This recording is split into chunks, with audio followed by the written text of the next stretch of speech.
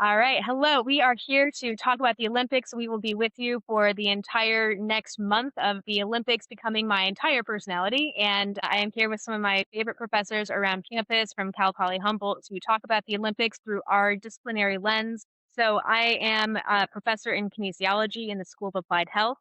And so when I'm watching the Olympics, I'm trying to think about what training looks like, what kind of injuries are happening, the changes in technology of equipment.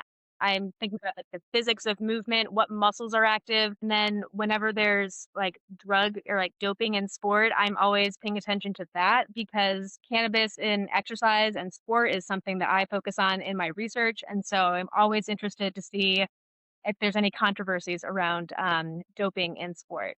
So whoever wants to go next. I can go.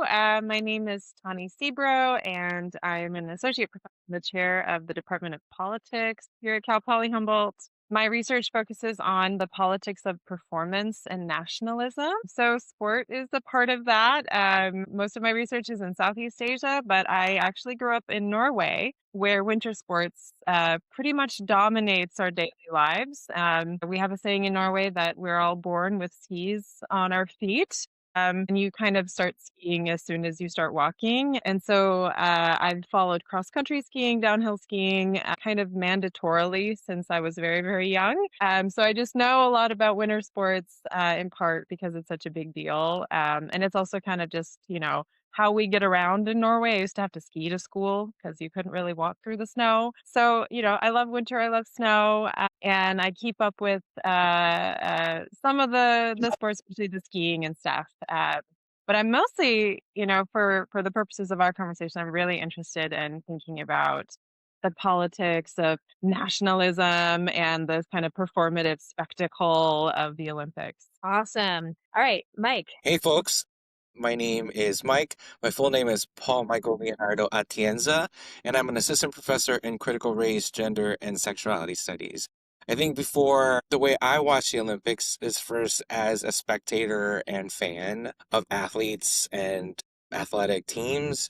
Um, even though my lens is in cultural studies, so I'm really interested in the impact of sports, of personality and the feedback too, how pop culture feeds into sports. I teach classes in Asian American studies, and so I'm all very focused on underserved, minoritized identities in each of the sports. But I'm very much a fan of individual sports like figure skating. You're probably gonna hear a lot about me in figure skating a lot. It's one of the sports where Asian Americans have excelled. And I'm really interested, I was born in the Philippines, so there's no winter sports there. But we'll have our first representative in skiing these games, and she is a Filipino American. And so I'm interested in the idea of citizenship and who becomes American during these games. So I'm looking forward for the next month and a half, 5 weeks, wherein we talk about the Olympics and the Paralympic Games. All right. Cool.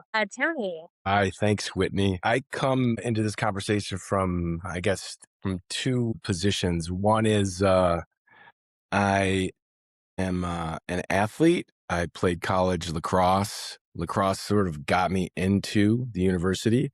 So I have a connection to sports in that sense. And the other, I'm a sociology professor at Cal Poly Humboldt. My specialty is environmental sociology and social movements. I also teach a sports sociology class that we've been offering here for about the last decade. Sports sociology, there's sociologies of everything that humans do. And sports sociology is a sub-discipline in our discipline of sociology. One of those things where we look at social institutions like sports, it touches us, as we all have talked about, like it touches us in a lot of different ways.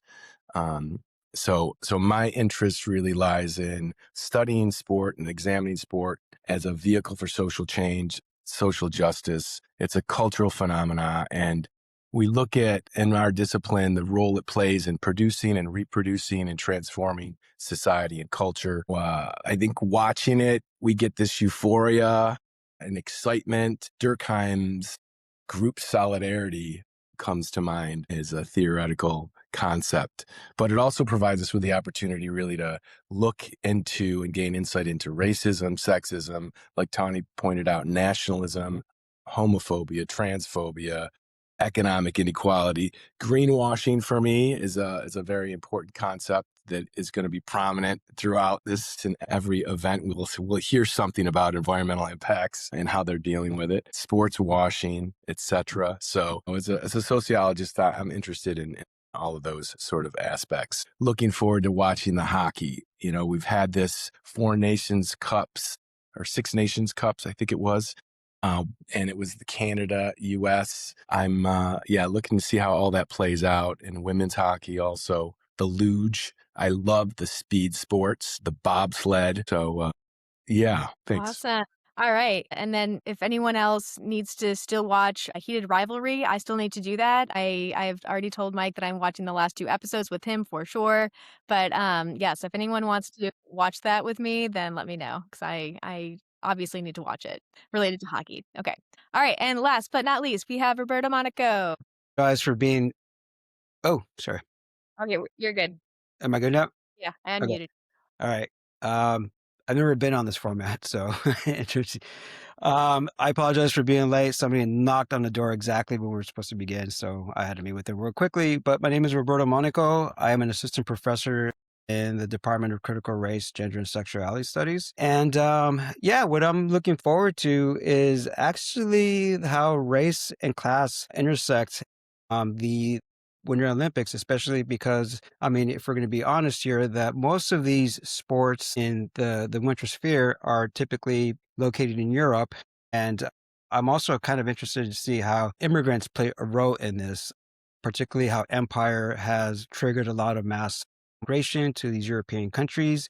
I want to see if there are other people from parts that are coming from different countries that are, from warmer climates, but now they've adjusted to living in these harsh winter climates and started joining all these different sports that requires a lot of, say, capital and resources in all this.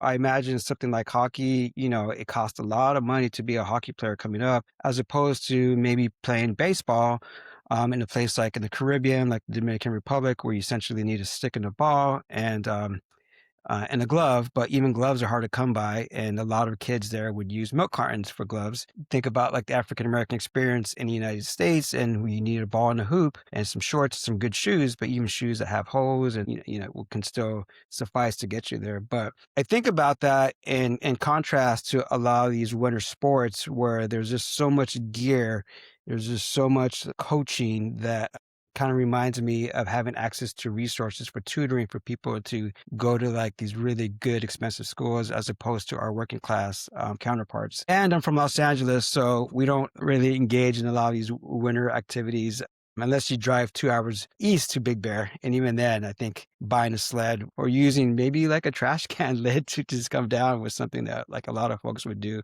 So I'm happy to be here and I'm looking forward to this. All right, myself as well. All right, so any last minute thoughts before we all head out for our jobs? Professors for the day. Thanks for having us. Yeah, thanks. Yeah, thank you. Follow us on all the socials. Yes. And I'll be posting on my Dr. Ogle Instagram, obviously all of you as well. And then I'll be posting on YouTube as well. So we'll be sharing all of our thoughts along this whole process of watching the Winter Olympics. So hope you enjoy. All right. I'm going to stop recording.